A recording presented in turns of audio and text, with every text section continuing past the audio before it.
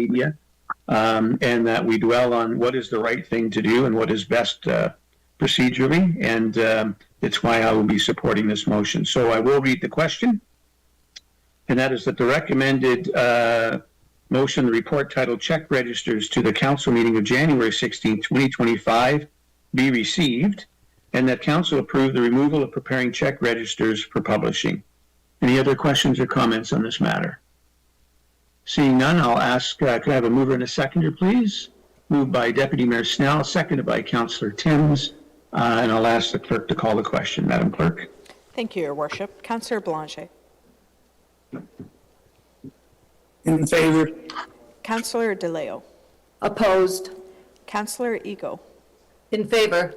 Deputy Mayor Snell. In favor. Councillor Timms. In favor. Councillor White.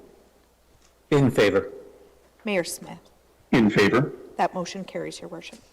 Thank you very much, Madam Clerk. And moving on now to the next item, short-term lease for the former Stars Arena at 425 River Road West.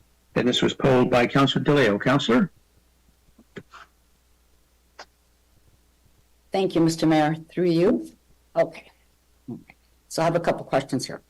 So that I understand this correctly, because it was a little blurry for me. So the full rental price for 3 months, to rent this for 3 months to Elections Canada is $115,260, inclusive of HST. So that means the price actually coming to the town is $102,000, plus of course the $13,260 HST, which needs to be submitted to the government. Now, if we factor in the $35,000 for plywood, the actual rental price now is $67,000 for the 3 months, which comes out to $22,333.33 monthly. But there's no mention of utilities for gas, hydro, water, and janitorial services, and not to mention the installation of the plywood.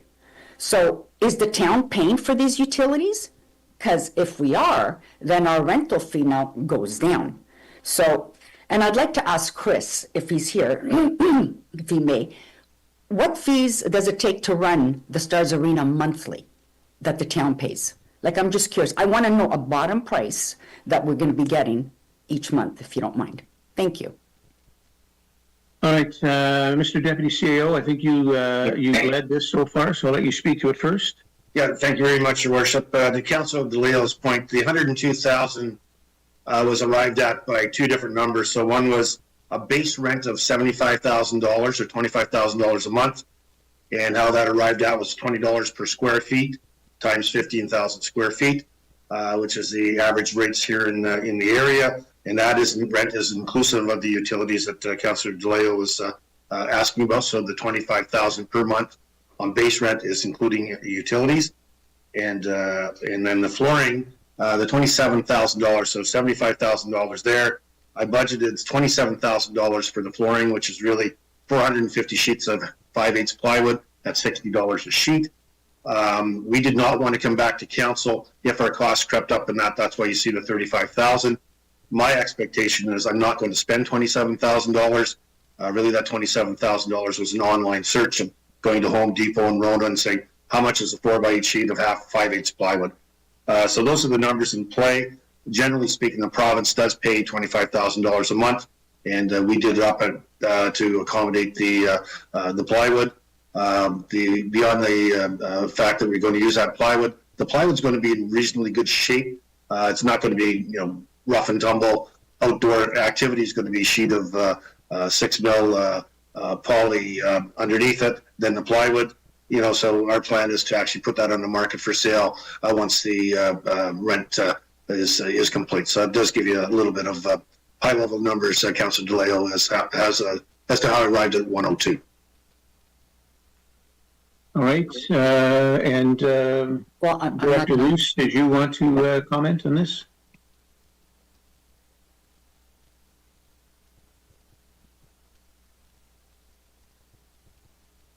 Director Roos, are you there?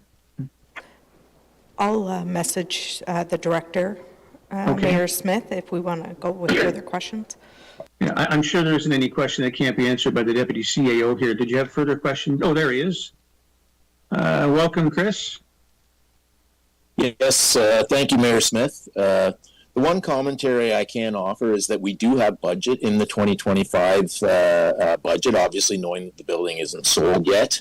There is 20,000 for hydro and another 5,000 for the heat and water services. So that is available throughout the period of the lease. In fact, we're covered for the entire year. And I believe we will be paying that whether we lease this building out or not, correct? That's correct. We have base heat on in the building right now to make sure that the space remains conditioned all winter. Great, thank you. All right, Councillor Doyle? Oh, thank you. I just wanted to clarify the numbers. That's it. I'm good. Thank you. All right, thank you. Councillor Eagle?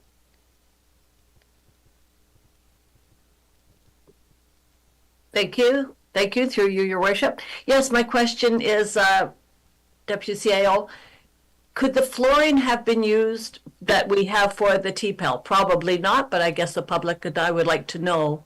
Thanks. Yep, that's a fair question. So the challenge there is we have a committed event in the fourth week of June where that flooring's got to occupy the arena and cover the floor space in the arena. You wouldn't want to risk putting that floor down and then having that election not occur when everybody's anticipating. And the reason that the federal governments have reached out to us is I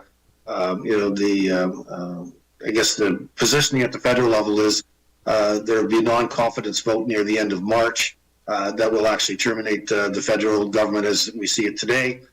44 days after that occurs, the first Monday after the 44th day is when the election is the earliest an election could occur, which is Monday, May the 5th. And so that's why you see that. So the dates could slide a little bit, a couple of weeks either direction. So that's why the flooring, we did debate that, Councilor Eagle, should we use the floor? Do we take the chance? And at the end of the day, I think the risk to both the commitments would be in jeopardy if we did that. So the plywood flooring was the solution. Great, thank you. All right, thank you, Councillor. Councillor White? Thank you, Your Worship. I mistakenly thought the plywood was going somewhere else. So it's your plan to put plywood down on the what would be the dirt floor where the ice pad was, I'm assuming here, to create a flat space for them to operate their thing. Is the reason, is this an accessibility reason? Because there's the upstairs at the arena, I'm sure is more than enough square footage to operate the voting station. Is it because it's not handicap accessible? It's a variety of things, Councillor White. So this is not just a polling station. This is going to be the main area training center. So they're going to be training people from other polling stations will come to our arena and they'll get trained. So if you can visualize our arena, if you divide the arena in half lengthwise, so right through center ice from one end to the other, they're going to occupy all the space to the left-hand side. And so the first part of that space, which is closest to the foyer, is where they're going to have all their training and undertaking going on there, table set up for training and video. The back half of the rink is for all the storage of all the materials that they need.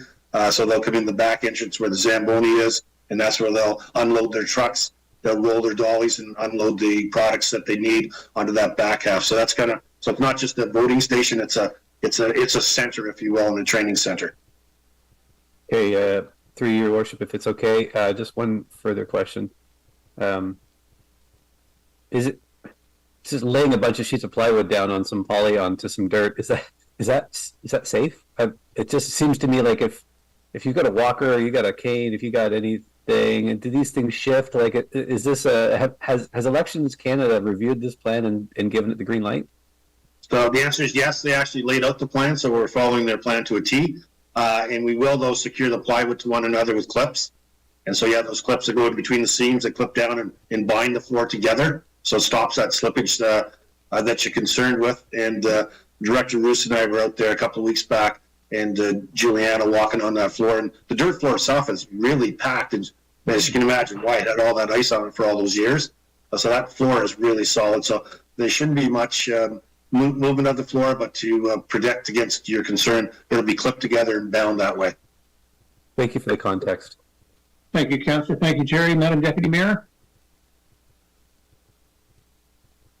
Thank you, Your Worship, through you. Just 2 points. One is I'd like to commend the deputy CAO for being so innovative with this reach out or the follow through in regards to this contract. It's bringing in much needed dollars for a building that's just sitting empty otherwise. My question is, if the building or property should be sold between now and the lease, what would be the situation there? What would be your plan or response, please? Thank you. We're going to, Andrew, the CEO and I have chatted about this, so we'll include the lease within the sale. So the sale could actually, we could lease the facility back in some arrangement with the owner. It could be deducted from the price point, or the owner could actually take over the rent, the lease itself, and they would, we'd have to do some kind of chat with them about how that would unfold. But what I like about the situation now is we don't have a offer in front of us. By the time an offer comes in and some due diligence happens, I think we're safe and secure that way. But we did, in fact, look at Plan B that would look at the Recplex as a Plan B solution. So should something change in the interim, but we really did feel the purchase and sale agreement could accommodate this lease. Go ahead, Deputy Mayor Snow. Just want to say that's great. Great work. Thank you. Thank you, Deputy Mayor Snow. Any other questions or comments? Thank you very much. I too commend staff, Jerry, for putting this together. I mean, I look at this as found money. This is whether we get 25,000, 10,000, 3,000.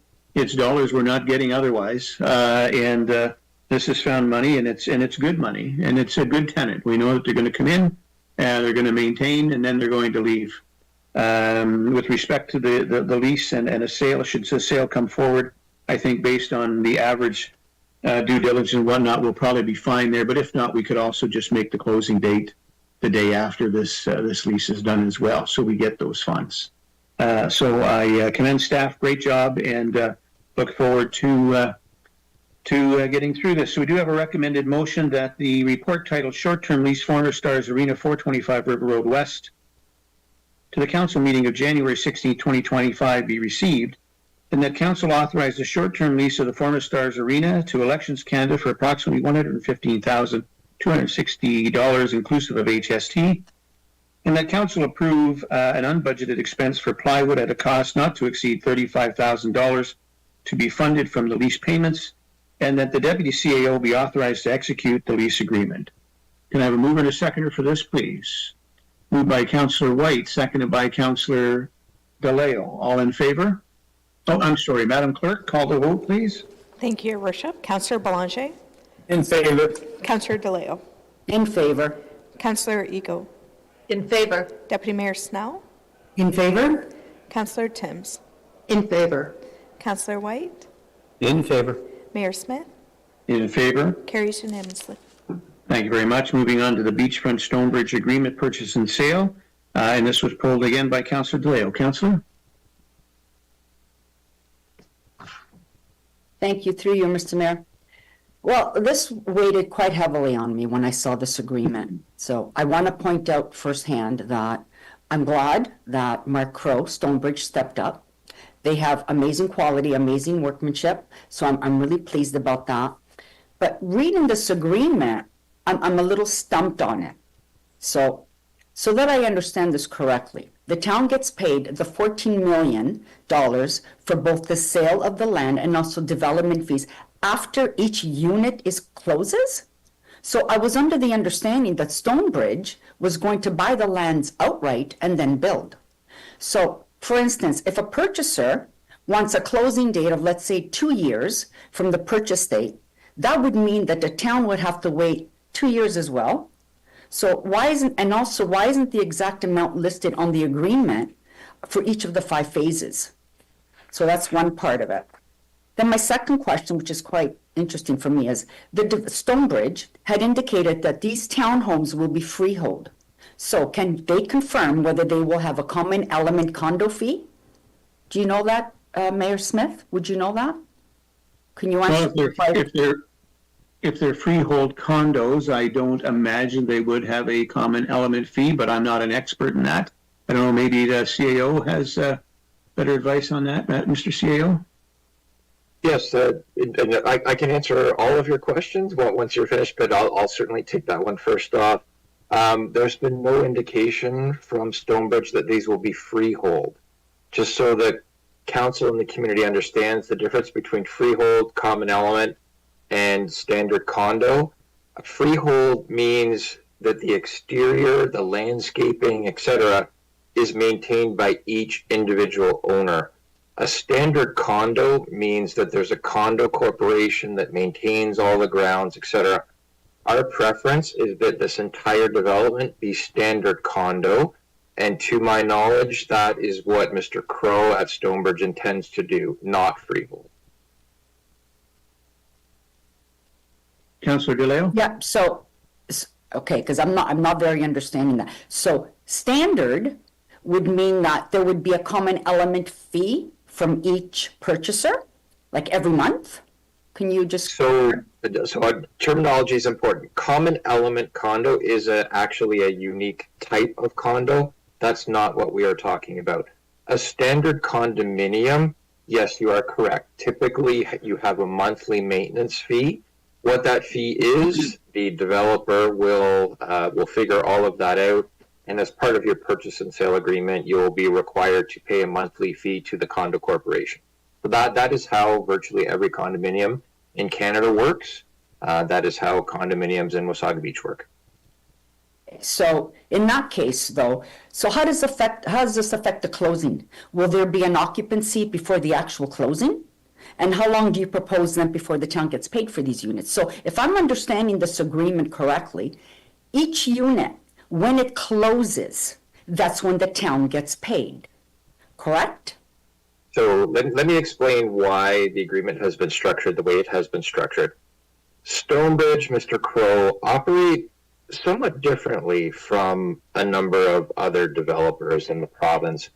What Mr. Crow has shared with us is he has found in the Wasaga Beach market, he likes to build his product first and then sell it. And that has been his practice. Currently, he is under construction along River Road East. There's a development being built right now by Stonebridge. He has not sold all of the units, so he is upfronting the cost to build all of the units, which is millions of dollars. That is his intention with this development on the beachfront. Phase one, we call it building on spec, which means he is going to, out of his own pocket, pay to construct the entire phase one development upfront with not one sale. He will then put them up for sale once the product is finished. He has found in Wasaga Beach, buyers like to be able to walk through a unit, see the unit, touch the unit, understand and see the finishes, etc. And he's proven that to be quite successful in the market. What this means is the entire development will actually move a lot quicker because he has found units sell quicker when people can actually see them, touch them, etc. And closings can be immediate. So you don't have to buy a unit off a plan and wait 2 years for a unit to be constructed. The unit is ready to go. You can walk in, you can do a quick closing.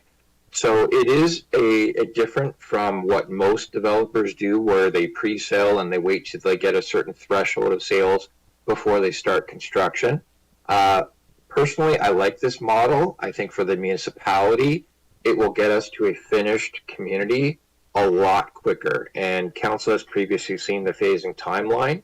It's very aggressive, and Stonebridge intends to keep building as they go through this. So yes, the units, the full amount of the dollars will flow on closing, but we don't anticipate that this will be a long, drawn-out process.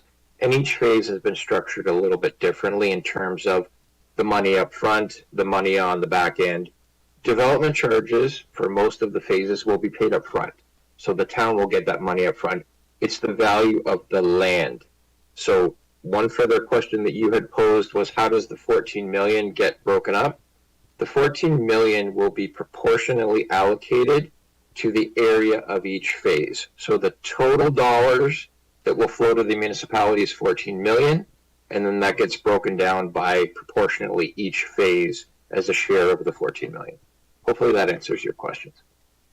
It does, but I'm still having a hard time with the fact that he's not buying the lands outright.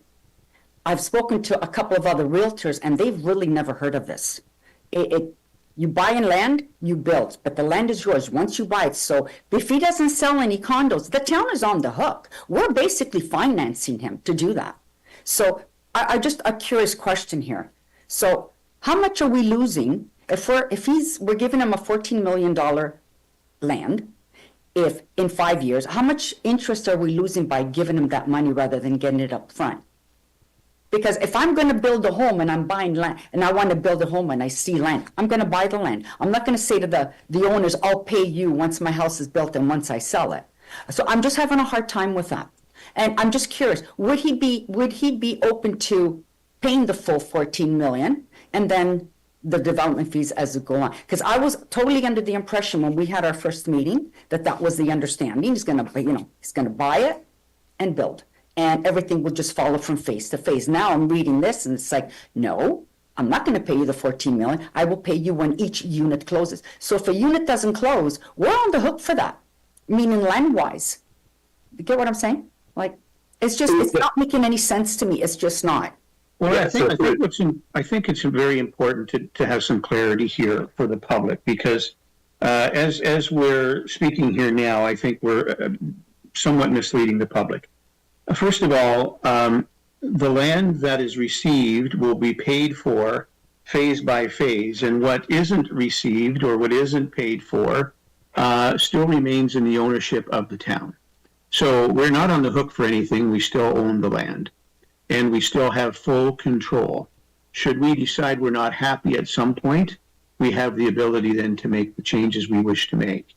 So that's very important because this is about being able to control as we move forward and to make sure that the town is happy with what we're seeing is done there.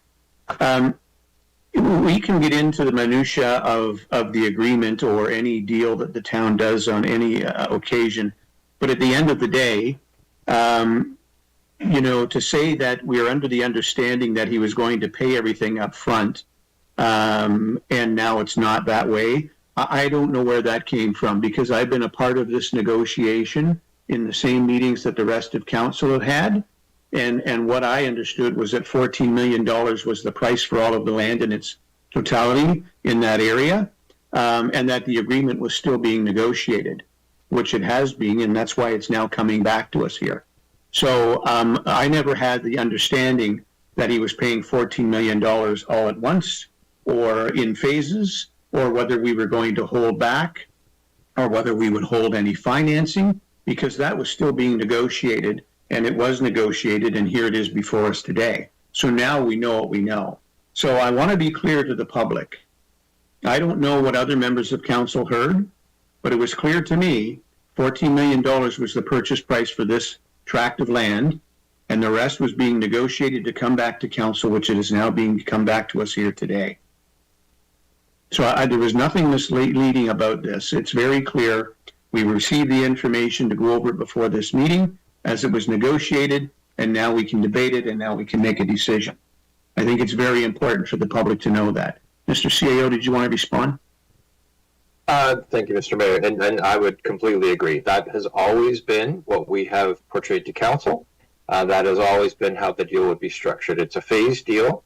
In the APS, the Agreement of Purchase and Sale, it's very clear that until such time as a future phase is unlocked, the municipality maintains control. If there is currently public parking on those lands, the municipality can continue to charge for parking and collect that revenue. So the risk to the municipality is incredibly small here. It's being unlocked phase by phase. If a phase does not unfold the way we want it to, you simply don't unlock the subsequent phase. But again, the way the deal has been structured is because of the fact that Stonebridge is front-ending so much capital dollars here without pre-selling units. That will get us a development built much quicker and get us to the finish line much quicker. Thank So you, if I Mr. may CAO. add. Go ahead, Councillor. Yeah. To your comment there, Mr. Mayor, I didn't say I actually said It was my understanding. That's what I understood. That was my. So, Councillor, let me be clear. was- I'm not referring to you specifically. I'm Okay. simply clarifying the record. Because that was my, so for me, I think I would feel more comfortable if each phase opens up and he pays for each phase up front. And then he builds his homes and then he sells them. But the fact that we have to wait for each unit to be sold in order for us to get paid, I have a problem with that. I really do. So I'm going to leave it at that. Thank you, Councillor. All right, next was Councillor White. Thank you, Your Worship. I'm going to echo a little bit of what Councillor DeLeo has said, just in maybe a bit of a different way. I am a little bit concerned about some of the details not being explicitly valued in the agreement. With the phasing, it is phased in, especially on phase one, where the funds for the land purchase don't and the development charges don't come in until 1 to 2 days after the closing of each unit. But it does get a little less risky as we move on, as you see in phase 4 and 5. This is 75% and 100% up front, which is very good and good for the town. But I would like to have seen a little bit more with regards to phase 1 is this amount of money, you know what I mean? Phase 2 is this amount of money and how it's calculated. Because you said in one breath, I feel like we talked about it being representative of the size of the parcel. However, the APS, sorry, my screen's over here from APS. The APS over here is talking about being at a per unit calculation. So, you know, like I just like to have seen those numbers down there. I do agree that being flexible like this allows smaller developers to come in and not have to be, you know, on the hook for giant swaths of land and massive agreements. So for us to have a smaller developer come in and put in a more customizable product, I think is great. And to your point, yes, building spec homes and selling them is a heck of a lot faster than trying to pre-sell a dream on a prospectus. So I do feel like the taxpayer is going to benefit from a quicker turnaround. But one of the things I am concerned about is the risk and the parking revenue. They're not really, again, explained. You know, what is the mechanism for the town when it comes to like what constitutes a default of purchase the next phase? So if let's say Mr. Crow and all of his ambition does front the construction cost of this, which is terrific, and then maybe he doesn't sell. Maybe the market goes for crazy. Maybe what's going on globally has an impact on this more so than we have any say over. And he doesn't decide to go forward. At what point do we get to say we're going to move on to somebody else? What happens if his company folds? I just feel like there's a lot of details that are missing with regards to the parking revenue. If he moves on a second phase and we've got cars in there, what does that look like? Like, I just feel like it's just a little light on those really good details. So I would like to see a little bit more of that. Otherwise, I'm pretty confident that the plan is good. I feel like we are being very friendly and very welcoming to this type of developer, which is, testament to our values as a town. But I feel like the APS just didn't have enough numbers in it for me. And so anything that you can share that way, I think would be helpful for us and the residents.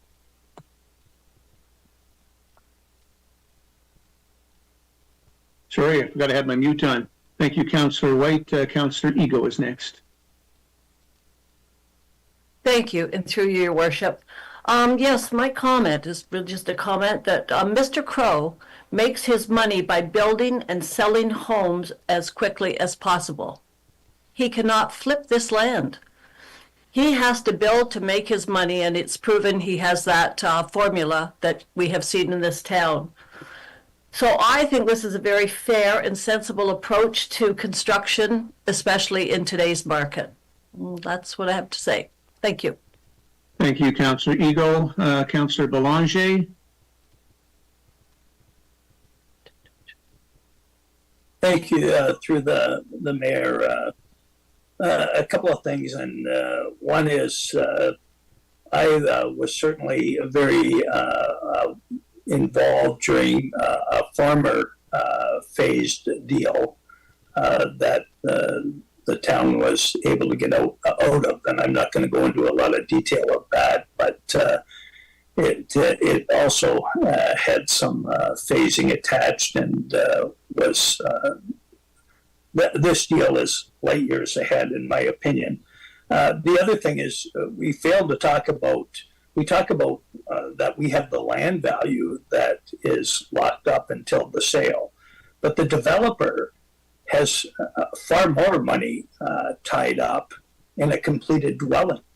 So when we say that a product can't sell, if he has a tremendous amount of money invested, you're going to, I can guarantee that they're going to adjust some prices to ensure that sales happen. Because no developer can sit on pre-built inventory for a long period of time. So the market does decide the value of what product would sell for. And when that product is sold, we will then be paid. So I have no concern because the developer has far more at stake than what we do. So those are my comments. Thank you. Thank you, Councillor Belanger. Any other questions or comments? All right, seeing none, then I will read the question. Recommended motion is that the report titled Beachfront Stonebridge Agreement of Purchase and Sale to the council meeting of January 26, 2025 be received, and that council approve the agreement of purchase and sale between the town and Stonebridge Building Group, Inc., the town-owned beachfront lands bounded by 1st Street and 3rd Streets, Mosley Street, and Beach Drive, and that council declare surplus Part 6 and Part 7 of the attached reference plan to the agreement of purchase and sale, and that the mayor and clerk be authorized to execute the agreement of purchase and sale. Any other further questions or comments? Can I have a mover and a seconder, please? Moved by Deputy Mayor Snell and seconded by Councillor Eagle. All in favor? Sorry, Madam Clerk, call the question. Thank you, Your Worship. Councillor Belanger. In favor. Councillor DeLeo. Opposed? Councillor Ego. In favor. Deputy Mayor Snell. In favor. Councillor Timms. In favor. Councillor White. In favor. Mayor Smith. In favor. That motion carries, Your Worship. Thank you very much, Madam Clerk. Moving on to the next item, the December 19, 2024 County of Simcoe OPP detachment billing increase, and again, pulled by Councillor DeLeo and Councillor Timms. Councillor DeLeo?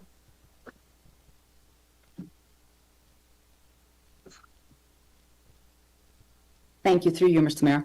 At the October 24th, 2024 council meeting, council sent a motion in October to the county and the province requesting the annual OPP billing statement be reduced and that the county look at a regional police force to assist the town in the exorbitant increase in cost.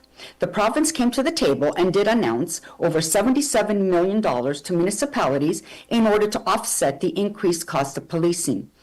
This assisted the town and allowed the proposed tax increase to remain under 4%. In the correspondence from the county, County Council has requested that Ministry of Municipal Affairs and Housing perform a review of the OPP billing formula through the Auditor General to consider the fairness and equity. I feel this is extremely important to ensure that there is no further unexpected increases for municipalities and our taxpayers. Therefore, I would like to also send a letter of support to the province and to County of Simcoe for their additional ask to the MMAH to do the OPP billing formula. Thank you. All right, thank you very much, Councillor. Councillor Timms. Thank you, Your Worship. I really just would reiterate what Councillor DeLeo has stated, and that was why I pulled the report. Thank you. All right, then. So, councillors, are you looking to make a motion here, then, or what are you asking for exactly? I believe it's just to send a letter of support. That was on my part. Okay. So a motion to send a letter of support, Madam, and the same with Councillor Timms. I'm assuming we need a mover and a seconder for that. Madam Clerk, I'll look to you for a process. Thank you, Your Worship. This was relayed to me that council may be seeking a letter of support, so we did prepare a motion, if I may, table? Yes, please do. Thank you, Your Worship. Whereas the town of Wasaga Beach received correspondence from the County of Simcoe dated December 19th, 2024, regarding the request to the province for the OPP detachment billing increases. Now therefore be it resolved that the town of Wasaga Beach Council support the County of Simcoe in their request to the province to initiate a review of the OPP billing formula, and further that a copy of this resolution, together with a copy of the County Simcoe's letter, be forwarded to the Honorable Michael Kersner, Minister of Solicitor General, Honorable Paul Calandra, MMAH, MPP Saunderson, Simcoe Gray, and the County of Simcoe. All right, is that suitable to both of you ladies, Councillor DeLeo, Councillor Timms? Seeing you nod yes, all right. So Council, you have heard that question. I'm assuming that will be moved by Councillor DeLeo, seconded by Councillor Timms. All right, do you want to call the vote, Madam Clerk? Thank you, Worship. Councillor Blanchet. In favor? Councillor DeLeo. In favor. Councillor Ego. In favor? Deputy Mayor Snell. In favor? Councillor Timms. In favor. Councillor White. In favor. Mayor Smith. In favor. Carries unanimously. Thank you very much. And now we'll move on then if there's no other questions or comments on this item. All right, we'll then move on to the next item on the agenda, which is the Ministry of Municipal Affairs and Housing Code of Conduct. And again, this was now pulled by Councillor Ego and Councillor Timms. Councillor Ego? Yes, thank you, and through you, Your Worship. I appreciate that the Ministry of Municipal Affairs and Housing is proposing new legislation to standardize the code of conduct across the province. I also appreciate that in this amendment, they are asking for our comments and have given us 60 days to reply. My query is, if an elected official has been convicted by the courts for an offense related to the code of conduct, workplace violence, and harassment, why would they not automatically be removed from office? Elected officials should be held to the same standards as every working Ontarian, operating under workplace violence and harassment policies. I appreciate the value of Ontario's integrity commissioners in their role as advisors to council. However, I believe when a case has been ruled by the courts, there should be no further inquiry, the courts rule. I do not believe the decision should ultimately come back for council to vote on. See the unanimous vote of council in this report. Integrity commissioners are hired by the city or municipality, and the cost for that inquiry would fall to the taxpayers.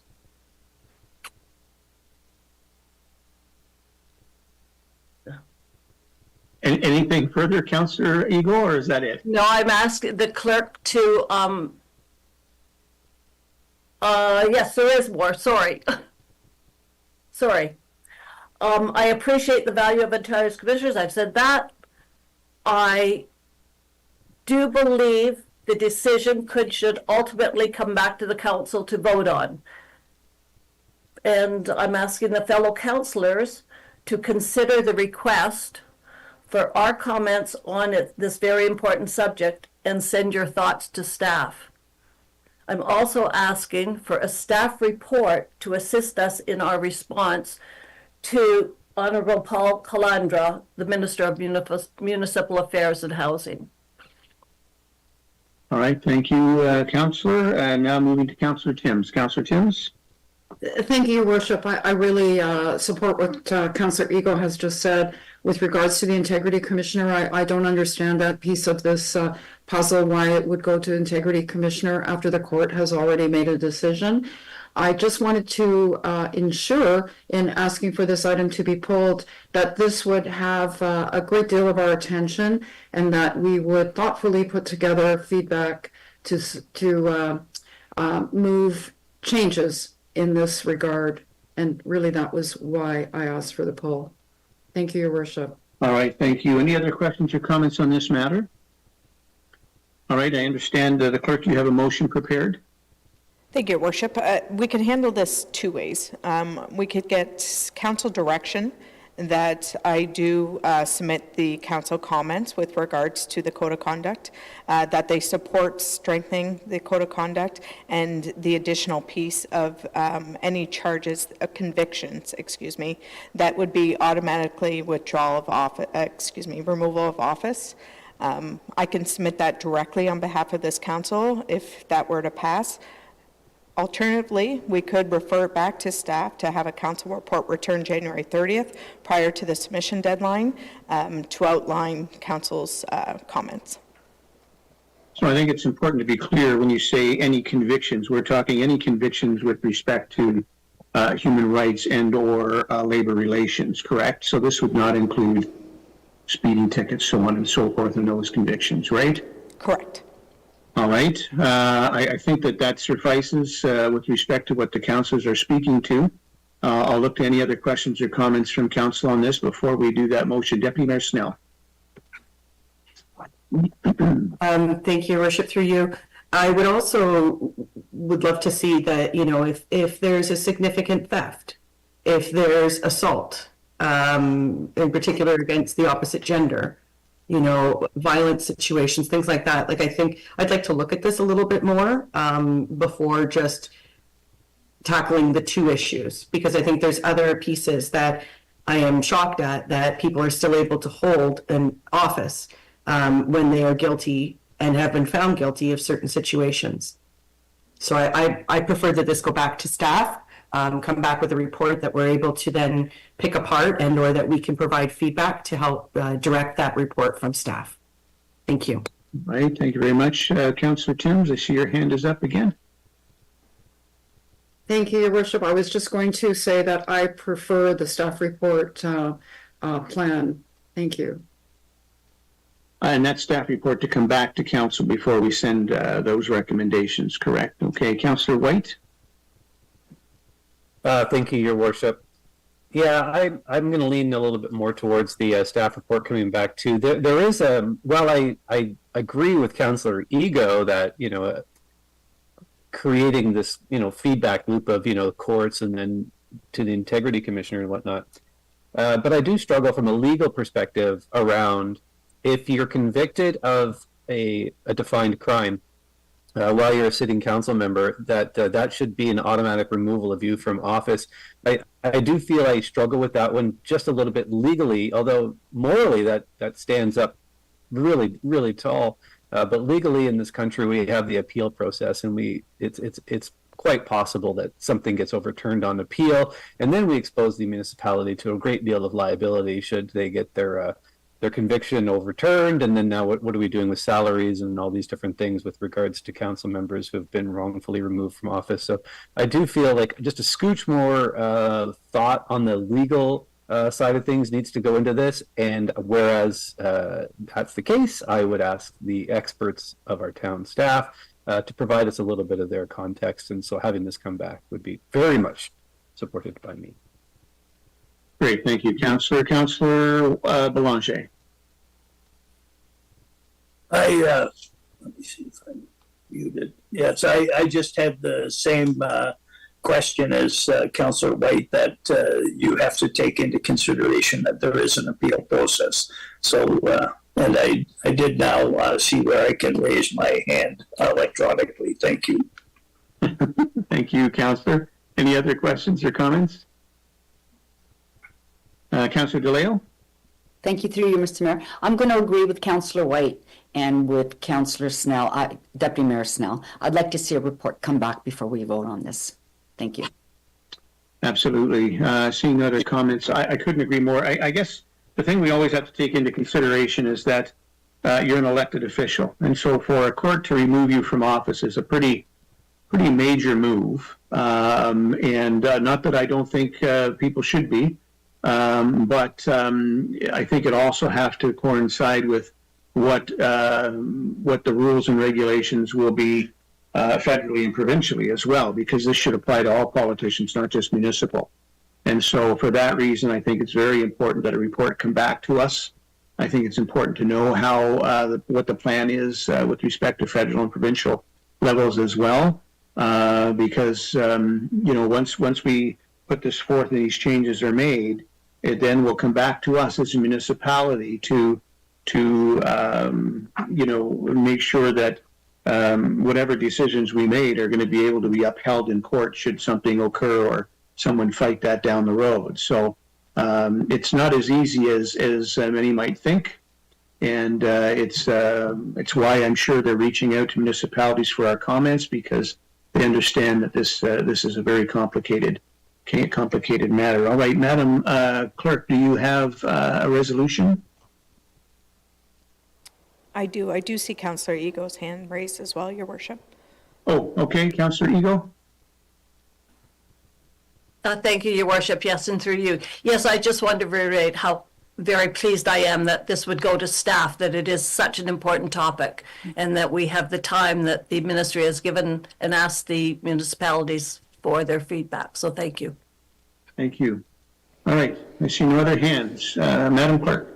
Thank you, Your Worship. I prepared a motion that the correspondence from the Ministry of Municipal Affairs and Housing regarding code of conduct be referred back to staff for more information and comment matrix for council consideration at the next meeting.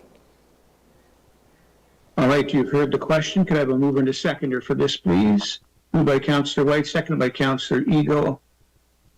Madam Clerk, call the question. Councillor Belanger. In favor? Councillor DeLeo. Approved. Councillor Ego. In favor? Deputy Mayor Snell. In favor? Councillor Timms. In favor. Councillor White. In favor. Mayor Smith. In favor. Carries unanimously, Your Worship. Thank you very much, Madam Clerk. And now moving on to item number 14, recommendations arising from boards and committees, and we have no recommendations today. Item 15 is council requested staff reports as listed in the attached documents. Any questions or comments on staff reports? Councillor Belanger. Yes, through the mayor. In a previous meeting of council, we had a presentation from regarding the Green Hub Economy Pilot Project for South Georgian Bay. And I would like to request a staff report on the feasibility of the town of Wasaga Beach participating in that South Georgian Bay pilot project. We have a number of local businesses that are interested in joining that pilot project. And there's a couple of options for funding. It's could be within the advisory committee's budget, and the staff report would make a recommendation for council to look at our next meeting. Thank you. Thank you, Councillor. Look to the CAO at this point with respect to that. Any issues, Mr. CAO? Through you, Mr. Mayor, none at all. We can have a report on the next agenda. Okay. You good with that, Councillor? All right. Any other issues with respect to staff reports? Sorry, Your Councillor Worship. Timms? I apologize, Your Worship. Oh, I'm sorry. Before you go, Councillor Timms, Madam Clerk? Sorry, for council requested staff reports, we do need a mover and seconder on each request. Yes, okay. I will come back to that as soon as I'm done with the rest of council. Thank you, Madam Clerk. Councillor Timms? Thank you, Your Worship. Very recently, within the last week, I've been asked on the status of the Small Business Enterprise Center, and I know that it was returned to staff for a response to what we're doing there. I just wondered if we could have an update in an upcoming meeting, please, so we know what to tell the public. Yes, I think I see the CAO is shaking his head yes, so I think we can get that possibly on the next agenda as well. All right, thank you. Okay, then we have Councillor Belanger asking for that report from staff. We'll need a mover and a seconder. Moved by Councillor Belanger, seconded by Councillor White. All in favor? Opposed, if any? Carries. All right, moving on to item number 16, notices of motion. We have none today. Sorry, Your And Worship. item 17 is closed session. We do have an important call I've been made aware of from MPP Saunderson has requested me to attend between 12 and 1, which is during the lunchtime anyway. So I think what we'll do is we will move into closed session, but for the public's information, we may break for lunch during that closed session and then come back. So just so the public's aware. So the recommended motion is Sorry, that Your Worship. I Sorry, apologize. Madam Clerk. Sorry, it's, I don't mean to interrupt, but I just require that motion for Councillor Tim's council requested staff report with regards to the small business enterprise. So I believe that report was already requested, and we're just looking, she wanted an update and when that would come back. And I think the CAO indicated that we could probably have that back next week, if I'm not mistaken. That's correct. I believe we can do that. Yeah, and that report was already requested some time ago. My apologies, I do see it on the list. Okay, thank you, Madam Clerk, no problem. Don't apologize for doing your job, Madam Clerk, you do it well. So the motion for closed sessions pursuant to the Municipal Act 2001 is amended. The next portion of the January 16, 2025 council meeting will move into closed session to consider the following matters. 17.3.1 proposed disposition or acquisition of lands. 17.3.2 2024 Auditor's Management Letter. 2025-0116-19 and 17.3.3 proposed disposition or acquisition of lands again. Any questions or comments? Seeing none, could I have a mover and a seconder for this, please? Moved by Councillor DeLeo and seconded by Deputy Mayor Snell. All in favor? That carries unanimously. We'll now go into closed session.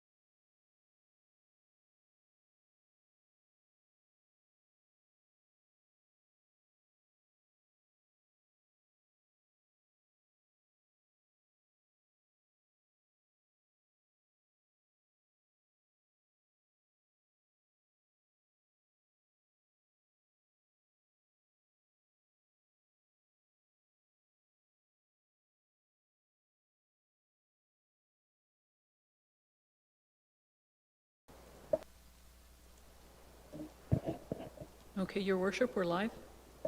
Thank you very much, Madam Deputy Clerk. And we're now coming out of closed session and the lunch break. And I will look to our clerk for a rise and report. Thank you, Your Worship. Council met in closed session today at 11:45 a.m. with a recess for lunch to discuss the following matters. Item 17.3.1, proposed disposition acquisition of lands in accordance with Section 239(2)C of the Act. Item 17.3.3, proposed disposition acquisition of land as well in accordance with Section 239(2)C. As a result of these two items and discussion, Council provided staff direction. Council also heard item 17.3.2, the 2024 Auditor's Management Letter in accordance with Section 239(2)B. As a result of that discussion, there's nothing further to report. Thank you, Your Worship. Thank you very much, Madam Clerk. And we'll now move on to item number 19, which is bylaws. The recommended motion that the bylaws 2025-01, 2025-02, and 2025-03 be received and to be deemed to have been read a first, second, and third time and finally passed. Could I have a mover and a seconder for this, please? Moved by Deputy Mayor Snell, seconded by Councillor Eagle. All in favor? That carries unanimously. And then on to items, no, I think that's it. And we're now looking to adjourn this meeting. So have a good afternoon, everybody, and we'll see everyone back at 6 o'clock for our planning session tonight. This meeting is now adjourned.